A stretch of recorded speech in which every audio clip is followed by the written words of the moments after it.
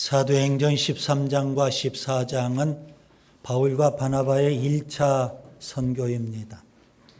바울과 바나바는 유대인의 회당에 들어가서 먼저 유대인들에게 복음을 전하고 유대인들로부터 핍박을 받으면 그 다음에 이방인들에게 복음을 전합니다. 항상 회당 중심, 유대인 먼저였습니다. 바울과 바나바가 전했던 복음의 핵심적인 내용은 이렇습니다. 예수님을 믿으면 하나님의 은혜로 구원받는다. 그런 메시지입니다. 그런데 유대교에서 개종한 유대 그리스도인 가운데 특별히 바리새파 출신의 유대 그리스도인들, 그들은 기독교로 개종했음에도 불구하고 여전히 예전의 유대교 신앙을 그대로 고수합니다. 그래서 할례와 율법을 강조했던 겁니다. 이방인들은 할례도 받고 율법을 준수해야만 구원받는다. 이렇게 다른 목소리를 냈던 겁니다.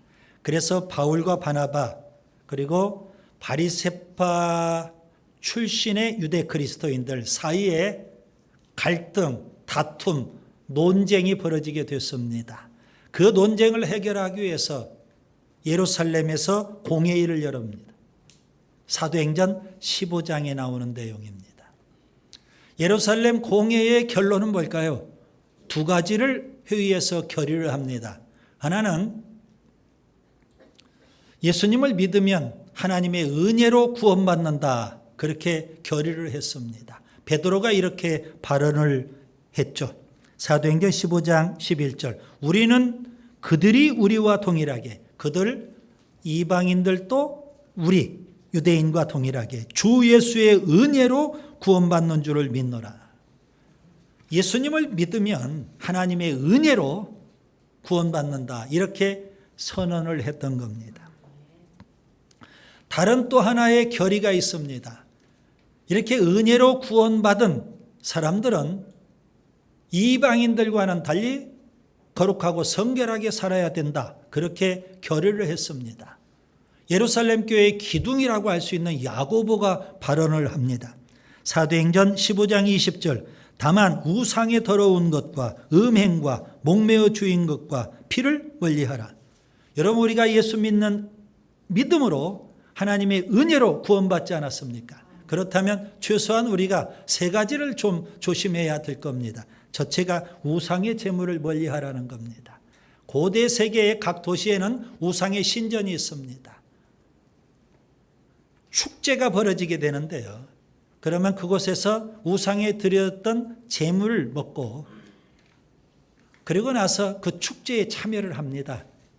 그 도시의 전 모든 사람들이. 예수 믿고 구원받은 사람들은 이제 그래서는 안 된다. 그렇게 권면을 하고 있는 거고요. 둘째, 음행을 멀리하라 권면을 합니다. 성적으로 자유분방한 그런 태도를 사람들이 많이 취합니다. 그런데 예수 믿고 구원받은 사람은 성적으로 깨끗해야 되겠다. 성적 타락에 빠져서는 안 된다. 그렇게 권면을 하고 있는 겁니다. 셋째, 목매어 죽인 것과 피를 멀리해야 된다. 그렇게 결의를 했습니다. 짐승을 목매달아 가지고 잔인하게 그렇게 해서 그 고기를 먹을 때 피채 먹지 말라는 겁니다. 피에는 생명이 담겨 있기 때문에 구약의 율법에서 이미 금하고 있는 내용들 있죠. 아무튼 예루살렘 공회에서 결의한 두 가지 내용은요, 각 지역에 있는 교회들에게 편지로 다 전달이 됩니다. 사도행전의 저자인 누가는요, 그 편지가 어느 지역에 전달됐는지를 말씀해 주고 있습니다. 주로 세 지역에 전달이 됐습니다. 첫째, 안디옥 교회입니다. 자, 성경을 찾아보시면 사도행전 15장 30절부터 35절입니다. 30절과 31절에 안디옥에 내려가 무리를 모은 후에 편지를 전하니 읽고 그 위로한 말을 기뻐하더라. 안디옥 교회에 그 편지가 전달이 됐고요. 둘째로는 수리아 지역과 길리기아 지역에 있는 교회들에게 전달이 됐습니다. 사도행전 15장 36절부터 41절이죠. 41절에 보면 수리아와 길리기아로 다니며 교회들을 견고하게 하니라. 그 다음에 세 번째 더베와 루스드라에 있는 교회들입니다. 오늘 본문이죠. 사도행전 16장 1절부터 5절입니다. 특별히 여러분 4절과 5절을 보겠습니다. 여러 성으로 다녀갈 때에 예루살렘에 있는 사도와 장로들이 작정한 규례, 이게 바로 예루살렘 공회에서 결의한 내용들입니다. 그들에게 주어 지키기 아닌 편지를 전달하는 거죠. 이에 여러 교회가 믿음이 더 굳건해지고 수가 날마다 늘어나니라. 그렇습니다. 예루살렘 공회의 결과 그 결의된 내용이 각 지역에 있는 교회들에게 전달이 됐어요. 그래서 각 지역에 있는 교회들은요, 더 이상 구원 문제에 있어서 혼란을 빚지 않습니다. 예수님을 믿으면 하나님의 은혜로 구원받는다. 그래서 그들의 믿음이 더 굳건해졌더라. 성경은 그렇게 말씀하고 있습니다. 예루살렘 공회의가 끝난 다음에 바울과 바나바는 안디옥 교회로 복귀를 하죠. 사도행전 15장 36절 이해합니다. 특별히 36절에 보면 며칠 후라고 되어 있습니다. 여기 며칠 후는 우리가 생각하는 며칠이 아닙니다. 아마도 추운 겨울을 보내고 봄이 찾아왔을 때를 가리킬 겁니다. 바울과 바나바는 2차 선교를 떠나기 위해서 준비를 합니다. 1차 선교를 했고 그 다음에 예루살렘 공회의까지 진행됐고 그리고 이제 2차 선교를 또 떠나자는 겁니다. 그런데 문제가 심각하게 발생합니다. 바울과 바나바 사이에 의견 충돌이 일어납니다. 바나바는 1차 때 도중에 포기했던 마가 요한을 데리고 가자. 조카니까 그의 믿음을 회복시키기 위해서 실수했으니까 다시 데리고 가서 신앙도 회복시키고 훈련도 시키자. 그런 차원에 2차 선교 때 마가 요한을 데리고 가자. 강력하게 주장을 합니다. 반면에 바울은요. 절대 안 된다. 강력하게 반대를 합니다. 그래서 두 사람 사이에 아주 심각하게 다툼이 벌어져요. 그리고 서로 제갈길 가는 겁니다. 결국 선교팀이 두 팀이 될 수밖에 없습니다. 바나바는 마가 요한을 데리고 구브로 섬, 본인의 고향이죠. 그곳에 가서 선교를 하고요. 바울은 실라라는 사람을 데리고 2차 선교를 떠나게 되는 겁니다. 바울이 2차 선교를 떠나는데요. 자, 사도행전 15장 41절에 보면 그가 도보로 갑니다. 수리아 지역을 거쳐서 지금 수리아 안디옥 교회에서 출발하는 겁니다. 그래서 수리아 지역을 거쳐서 길리기아 쪽으로 가게 됩니다. 그 길리기아는 바울의 고향 다소라는 도시가 있는 그 지역을 가리키는 겁니다.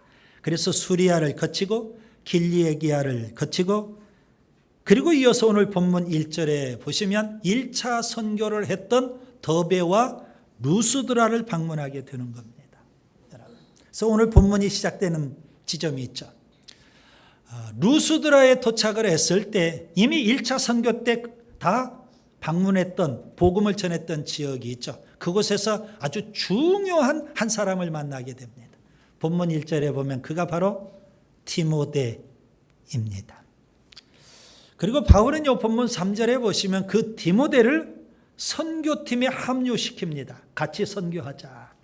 그래서 바울의 선교팀이 구성이 되어 바울과 실라 처음 출발할 때부터 거기에 이제 디모데가 합류하게 됩니다. 그리고 오늘 본문 이후에 보시면 이제 다음 주에 살펴볼 본문인데요. 그 본문에 보시면 또 한 사람, 아주 중요한 사람이 선교팀에 또 합류합니다. 그의 이름은 등장하지 않아요. 그가 바로 사도행전의 저자인 누가입니다. 누가는 사도행전을 쓰면서 본인의 이름을 사도행전에 기록하지 않습니다. 그래서 다음 주 본문을 여러분이 이제 보시면 우리라는 표현을 씁니다. 그 우리 속에는 사도행전의 저자인 누가가 담겨 있다. 이렇게 보시면 돼요. 그래서 바울의 선교팀이 이제 4명이 되는 겁니다. 자, 바울, 실라 출발할 때, 안디옥에서 출발할 때, 그리고 그 다음에 오늘 본문에 디모데, 그리고 다음 주 본문에 누가까지 드림팀을 구성을 해서 2차 선교가 진행이 되고 있다. 이렇게 보시면 됩니다. 자, 오늘 등장하는 디모데에 대해서 살펴볼 겁니다. 설교 제목을 보시면 디모데의 헌신입니다. 디모데는 어떤 사람일까요? 오늘 본문을 중심으로 저는 디모데에 대해서 세 가지를 말씀을 드리려고 합니다. 첫째, 디모데는 칭찬을 받는 교인입니다. 칭찬을 받는 교인 하면 또 칭찬받지 못하는 교인, 욕먹는 교인들도 많이 있다는 얘기가 될 겁니다. 본문 2절을 보겠습니다. 디모데는 누스드라와 이고니온에 있는 형제들에게 칭찬받는 자니라. 자, 여기 본문 2절을 좀 더 자세히 보시면 누스드라와 이고니온에 형제들이 있다 그랬습니다. 무슨 의미일까요? 이미 1차 선교를 통해서 바울과 바나바를 통해서 복음을 접했고 그 지역에는 뭐가 세워졌다? 교회가 이미 세워져 있다. 그런 의미입니다. 루스드라 교회, 이고니온 교회 혹은 더베 교회, 교회가 이미 세워져 있었던 겁니다. 바울과 바나바가 1차 선교를 하면서 더베 지역, 특별히 루스드라와 이고니온 지역에 가서 복음을 전할 때 엄청난 핍박을 받으면서 복음을 전하고 교회를 세운 겁니다. 자, 이고니온 지역에 가서 복음을 전할 때 사도행전 13장 14장에 나오는 내용이고 전에 우리가 다 살펴봤었습니다. 유대인들이 등장을 해서 복음을 전하는 바울을 돌로 쳐 죽이려고까지 했습니다. 그래서 바울은 급히 이고니온에서 피합니다. 그리고 그가 루스드라라는 지역에 가서 복음을 전합니다. 복음을 열심히 전하는데 또 유대인들이 거기까지 찾아와서 바울을 돌로 쳐 죽이려고 하면 결국 그들이 성공했어요. 루스드라에서 바울이 돌에 맞아 실제 죽습니다. 시체를 성 밖에 던져버렸는데 기적처럼 살아났어요. 그렇게 엄청난 핍박 속에서 세워진 교회, 루스드라 교회, 이고니온 교회, 그런 교회입니다. 그런데 그 루스드라 교회에 교인 한 사람 디모데가 있어요. 모든 형제들로부터 칭찬받는 성도 교인입니다. 여러분, 사도행전 2장에 보면 오순절날 성령이 임하고 예루살렘 교회가 이 땅에 최초로 교회가 세워지게 됩니다. 베드로가 설교를 하죠. 3,000명의 청중들 앞에. 그 청중 가운데 많은 사람들이 예수님을 십자가에 못 박으라 외쳤던 청중들이에요. 그들에게 복음을 전해요. 그들이 죄를 철저히 회개하고 예수 믿고 세례를 받습니다. 3,000명의 청중이 교회에 들어오게 돼요. 엄청난 부흥과 성장이 일어나게 되죠. 그런데 그런 예루살렘 교회, 세상 사람들은 어떻게 평가할까요? 사도행전 2장 47절 온 백성에게 칭송을 받으니라. 칭찬받는 교회예요. 온 백성에게. 사도행전 6장에 보면 예루살렘 교회가 계속 성장하고 부흥합니다. 12사도가 목회하기는 이제 감당이 안 될 정도예요. 너무 엄청나게 부흥하고 성장하니까 12사도가 도저히 감당할 수가 없어요. 문제가 발생해요. 그래서 12사도는 특단의 조처를 취합니다. 이제 업무를 분장해야 되겠다. 우리 힘만으로는 도저히 안 된다. 그래서 7명의 안수 집사를 세워서 그들에게 업무를 분장시킵니다. 그런데 여러분, 그렇게 교회가 엄청나게 부흥하고 성장을 해요. 그런 교인들 가운데 7명을 어떻게, 무슨 기준으로 선발했느냐, 이게 중요한 거 아니겠습니까? 두 가지 조건을 갖고 선발을 해요. 하나는 성령과 지혜와 믿음이 충만한 사람, 또 하나는 칭찬받는 사람이었어요. 칭찬받는 사람. 마치 디모데처럼 칭찬받는 사람을 일꾼으로 세웠더라는 겁니다. 그래서 세워진 7명의 안수 집사, 유명하죠. 스데반, 빌립, 프로고로, 니가노로, 디몬, 파메나, 니골라 그들이었습니다. 여러분, 교인들로부터 칭찬을 받는다. 이 말은 교인들로부터 인정을 받는다. 그런 의미가 되겠죠. 예수님께서 산상설교를 하셔야 맨 처음 팔복을 선포하십니다. 그러고 나서 주신 말씀이 의미심장한 말씀이에요. 너희는 세상의 소금이다. 너희는 세상의 빛이다. 무슨 의미일까요? 소금이 맛을 잃으면 밖에 버려져서 사람들이 짓밟게 된다. 너희가 세상의 소금인데 세상 사람들로부터 짓밟힘 당하면 안 된다. 너희는 세상의 빛이다. 너희의 착한 행실을 세상 사람들이 보고 너희를 칭찬할 뿐 아니라 하나님께 영광을 돌리게 해라. 그런 의미 있잖아요. 여러분, 예수 믿는다고 하고 예배당 안에 들어와서 신앙생활을 하는 교인인데 우리가 교회 안에서 교인들로부터 인정받지 못하고 세상 사람들로부터 칭찬받지 못한다면 어떻게 하나님으로부터 인정을 받는다고 할 수 있고 칭찬을 받는다고 할 수 있을까요?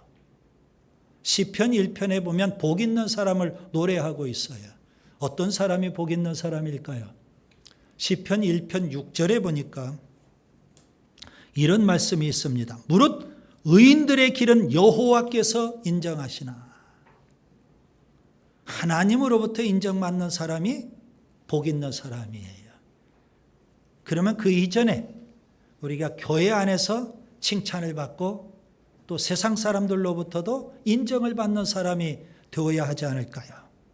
여러분, 디모데처럼 사람들과 교인들로부터 칭찬을 받고 하나님으로부터 인정받는 그런 우리 모두가 될 수 있기를 바랍니다. 둘째, 디모데는 예수님을 추종하는 제자입니다. 디모데가 어떤 사람일까요? 본문 1절에 보니까 제자라고 표현되어 있습니다. 여러분, 여기서 제자라는 단어에 여러분이 좀 주목하셔야 됩니다. 존 스타트 목사는요, 제자도라는 책을 썼어요. 아주 유명한 책입니다. 그 책에서 특별히 서문에 그는 이런 도전적인 질문을 던집니다. 여러분은 그리스도인입니까? 제자입니까? 이거예요. 그는 이렇게 주장을 해요. 그리스도인이라는 칭호보다도 제자라는 칭호가 훨씬 더 강렬한 단어다. 그렇게 주장을 합니다. 성경을 살펴보면 그리스도인이라는 이 단어는 딱 3번 나옵니다. 사도행전에 2번, 베드로전서에 1번.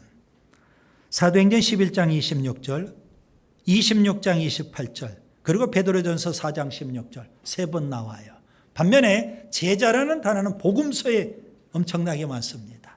사도행전에도 많이 등장합니다. 신약성경 전체 따져보니까 269번이나 나옵니다. 예수님께서 공생애를 시작하시면서 제자를 부르시죠. 베드로, 안드레, 야고보, 요한을 부르십니다. 예수님의 부르심 소명은 간단합니다. 마태복음 4장 19절 나를 따라오라. 제자는 어떤 사람이에요? 예수님을 따르는 사람. 좀 더 정확하게 표현하면 전 인생을 걸고 예수님에게 전 인생을 맡기면서 예수님을 추종하는 사람, 그 사람이 제자입니다. 그렇게 예수님을 따르고 예수님을 추종하는 제자들에게 예수님은 또 이렇게 말씀하십니다. 마태복음 11장 28절 내게 배우라. 왜 예수님을 따르고 예수님을 추종하는 거예요? 예수님을 배우기 위해서입니다. 내게 배우라 이 말씀은요, 예수님을 통해서 예수님을 배우라 그런 의미가 되는 겁니다. 예수님께서 나를 가르쳐 주겠다. 그러니 너희들은 나를 따르라. 나를 추종하라. 그렇게 말씀하고 계시는 거예요. 자, 그렇다면 제자는 어떤 사람일까요? 예수님을 따르는 사람, 예수님을 추종하는 사람, 예수님을 배우는 사람. 그게 바로 제자이고요. 디모데가 바로 그런 사람입니다. 본문 1절에 사도행전의 저자 누가는요, 디모데를 소개하면서 그의 어머니에 대한 이야기를 잠시 합니다. 어머니와 아버지에게. 자, 본문 1절을 보세요. 그의 어머니는 믿는 유대 여자요 아버지는 헬라인이라. 자, 그런데 저는 궁금했어요. 그의 어머니는 믿는 유대 여자이기 때문에 유대교에 있었던 건 당연하죠. 유대교 신앙을 갖고 있었을 거예요. 그럼 여기 믿는다, 목적어가 나와 있지 않아요. 누구를 믿는다 그래야 되는데 그냥 믿는 유대 여자라고만 표현되어 있거든요. 그래서 도대체 디모데의 어머니가 갖고 있었던 믿음, 그 믿음의 대상은 누구냐 이거예요. 유대교 신앙을 본래 가지고 있었기 때문에 유대교가 믿는 하나님이냐, 아니면 누수드라 교인이 되어서, 디모데처럼 누수드라 교인이 되어서 예수님을 믿는 거냐, 이 믿음의 대상이 도대체 누구냐 이거죠. 디모데후서 1장 5절에 보면 이런 말씀이 있어요. 유심히 여러분이 좀 보셔야 될 말씀이에요. 이는 내 속에 거짓이 없는 믿음이 있음을 생각함이라. 이 믿음은 먼저 내 외조모 로이스와 내 어머니 유니게 속에 있더니 내 속에도 있는 줄로 확신하라. 전승에 의하면, 교회 전승에 의하면 바울과 바나바가 루스드라 지역에서 복음을 전할 때 디모데의 외할머니와 디모데의 어머니가 예수님을 믿게 됐어요. 먼저. 그리고 나서 디모데도 뒤따라 예수를 믿었다는 겁니다. 그래서 바울이 디모데후서 1장 5절에 그렇게 표현하고 있는 거예요. 그리고 교회 전승에 의하면 서두에도 제가 말씀을 드렸죠. 누수드라에서 복음을 전할 때 돌에 맞아 실제 죽었잖아요. 그런데 기적처럼 살아나서 그가, 성경에 보면 나와요. 뭐라고 나옵니까? 살아나서 그가 성에 들어갔대요. 누수드라 성에 들어가서 그 다음날 더베 지역으로 가서 복음을 전하는 거예요. 그러면 저는 궁금했어요.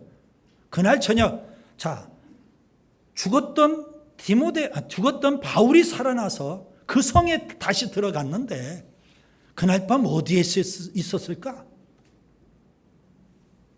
교회 전승에 의하면 바울이요 살아나서 디모데 집에 하룻밤을 묻었대요.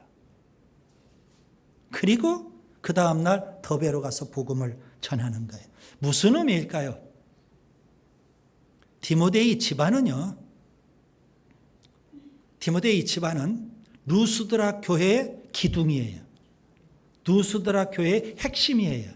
아마도 디모데 집안에 교회가, 가정교회가 세워졌을 거라고 추정해 볼 수 있는 거예요.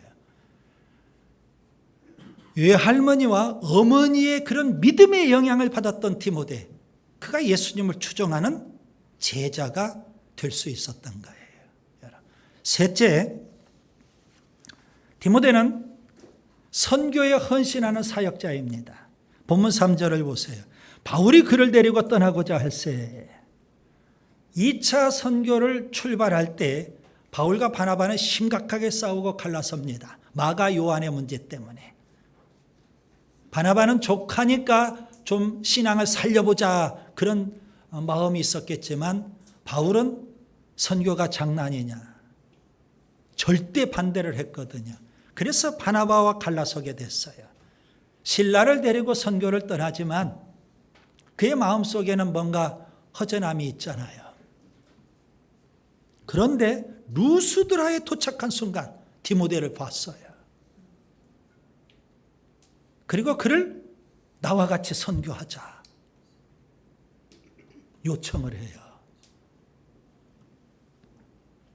여러분, 디모데가 선교에 헌신한다는 것 절대 쉬운 일이 아닙니다. 아니, 절대 어려운 일입니다. 왜 그럴까요? 디모데는 봤거든요. 1차 선교 때 바울이 복음을 전하다가 우리 도시에서 돌에 맞아 죽었던 것을요. 죽었다가 기적처럼 살아나서 그날 밤 우리 집에 하룻밤 묵었거든요. 너무 처참하고 끔찍한 그 모습 봤어요. 그 모습을 어떻게 잊을 수가 있어요?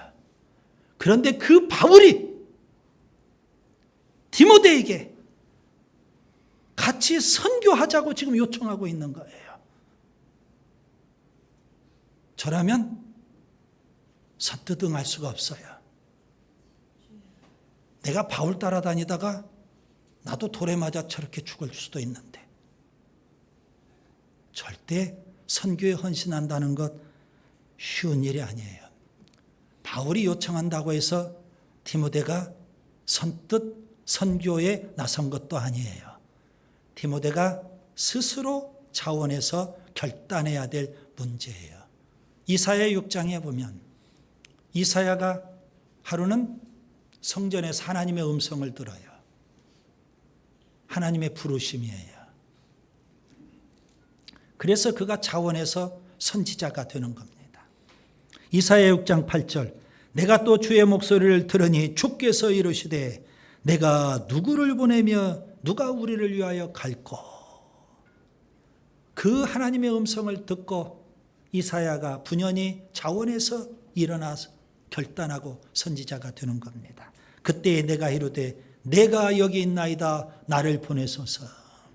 아마 디모데도 바울이 강요하니까 선교사가 된 게 아니에요.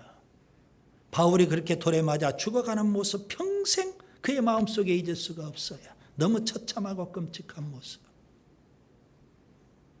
그가 자원해서 결단하는 거예요. 헌신은 헌신을 낳는다는 말이 있죠. 사도행전 7장에 스데반이 사내들인 공회에 가서 복음을 전하다가 결국 돌에 맞아 죽습니다. 그 현장에 누가 있어요? 바울이 있었어요.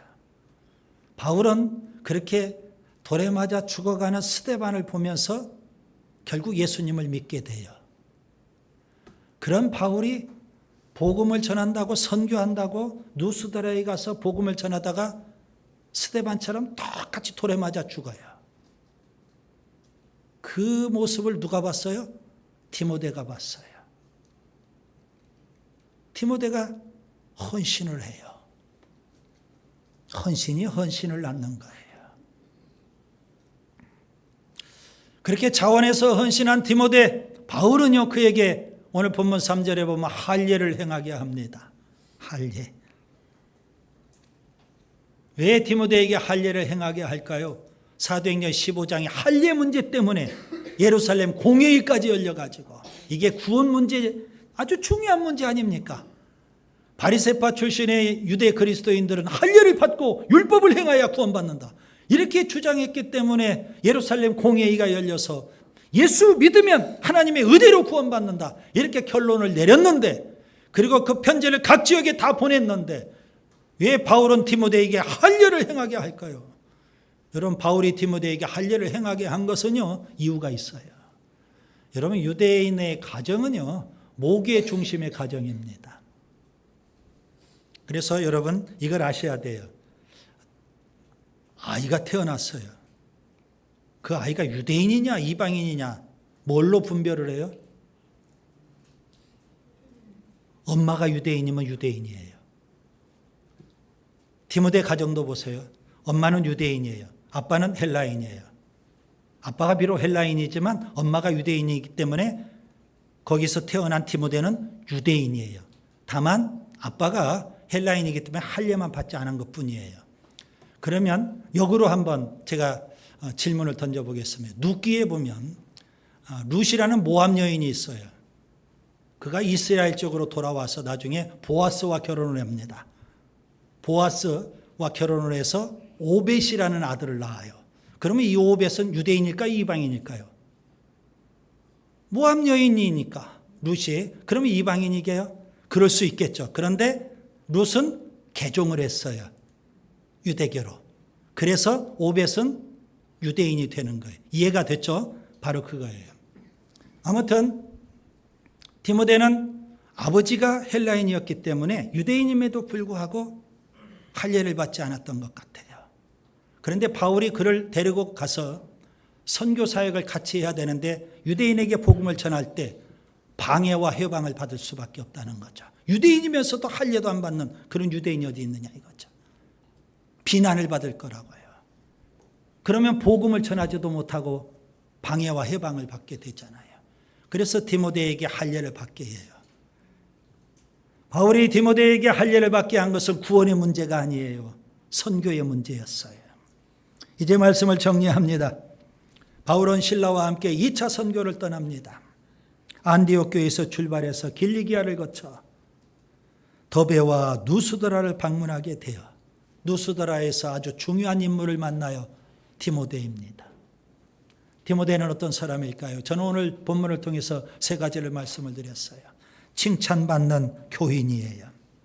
그것을 넘어서 예수님을 추종하는 제자예요. 그것을 넘어서 복음에 헌신한 사역자, 선교에 헌신한 사역자가 됐어요. 여러분, 디모데처럼 칭찬받는 교인, 예수님을 추종하는 제자, 복음에 헌신하는 사역자가 될 수 있기를 바랍니다. 기도합니다.